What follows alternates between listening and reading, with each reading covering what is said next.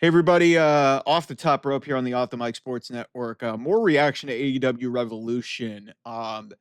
So I said it about a week or so ago, maybe 2 weeks ago, where I thought that Mariah May versus Toni Storm should have main evented Revolution in Los Angeles. Not just because of the Hollywood ending, because the storyline warranted it. It was the end of a feud. It felt epic. It felt big. They went the other way, which what I thought was the predictable route of going with Jon Moxley versus Cope for the main event of this show because it was for the World Championship. Seeing everything that I saw in totality, even with the Swerve Strickland ending, with him jumping out of the rafters and Swerve stomping Jon Moxley to set up the feud for them, presumably the match that's going to happen at Dynasty next month in Philadelphia. It is clear as day. This was a huge missed opportunity for AEW. The match between and also the match placement on this show was just bizarre. You had two bloody matches in the span of about 45 minutes to an hour. The two very similar matches in their make. The only difference was one of them had a cage, one of them didn't. But yeah, there was a bunch of crazy shit, and it would have been a bigger statement for your women's division had you had Toni Storm and Mariah May go on last. The crowd was very into it. The crowd did not care, did not want to see this match as much as they were singing for Adam Copeland and Metalingus, which is one of the greatest entrance music and the greatest entrance themes in the history of professional wrestling.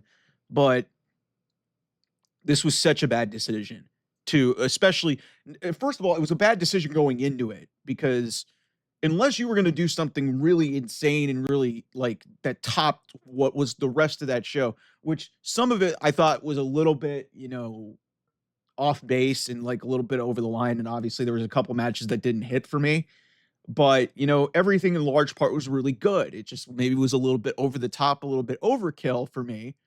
But then you cap it off with this main event that, nobody really wanted to see. Nobody cares about Jon Moxley as much as they love Adam Copeland. They didn't really think that Adam Copeland was going to win. So putting it in the main event slot maybe planted that seed that maybe it was going to happen. And then there was obviously that, cash in element with Christian. And then they gave you that finish. And then they ended with Swerve, which, okay, kind of redeems it somewhat. But what in the hell are we doing? You had a chance to make a statement with women's wrestling, your best women's feud, one of the best women's matches of all time. You put it in the middle of the show. Then you have a similar match happen like 2 matches after it. And then the main event is so terrible that everybody's universally kind of down on, this show as a whole.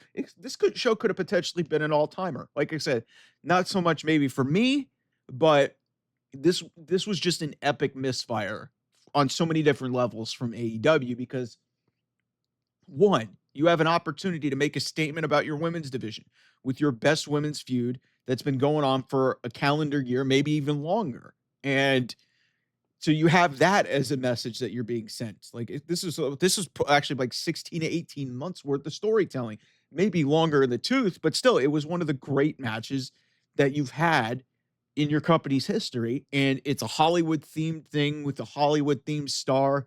And, maybe that was the right way to go to send the message. Hey, women's wrestling actually kind of inherently matters in this company, even though our top 2 women's stars have beaten everybody, one of which has just run through the entire division in a span of a year in Mercedes Moné. Nobody cares about her. But Toni Storm is honestly maybe the face of this company.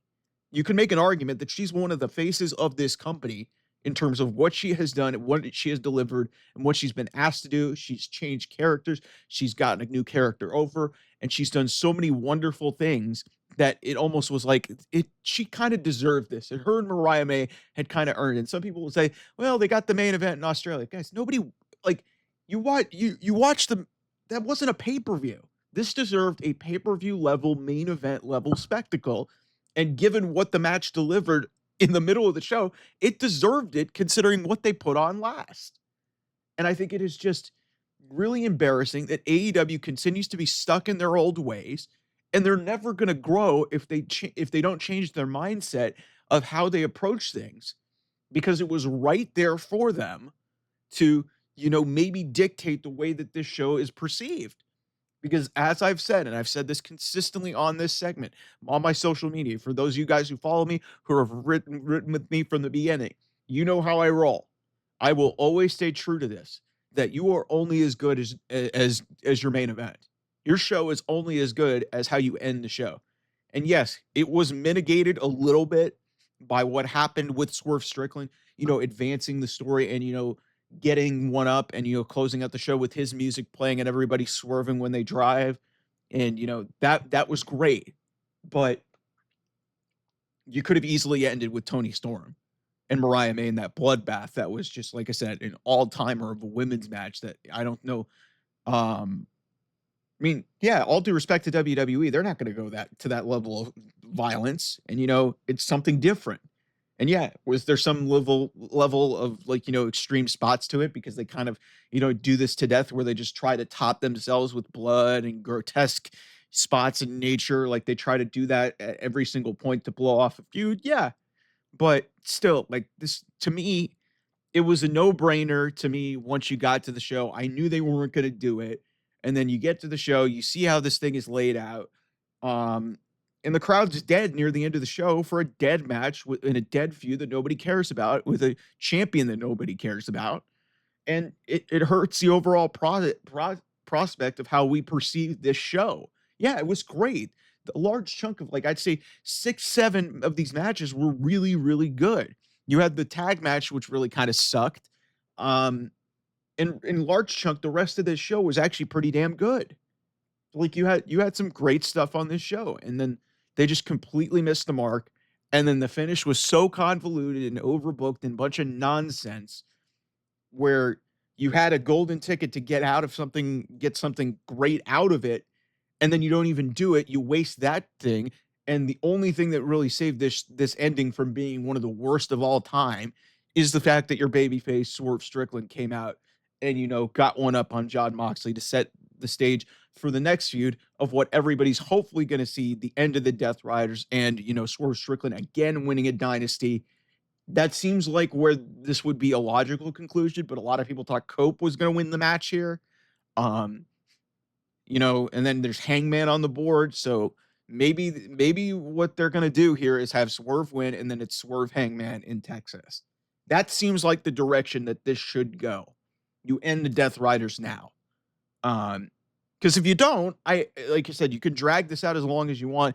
Maybe you go to the conclusion that you wanted to get to with, Darby Allin potentially being the one to end it, but it's just like to me, I don't know what we're doing here, man. Like, and just to like, have an opportunity like that blessed to you to send a message and have the women main event a big time show like this with the level of violence and the type of match that they put on, and you put on that piece of shit main event, huge missed opportunity for AEW. Anyway, thanks so much for watching. We'll have a lot more here on the channel. I'll see you guys soon. Bye bye.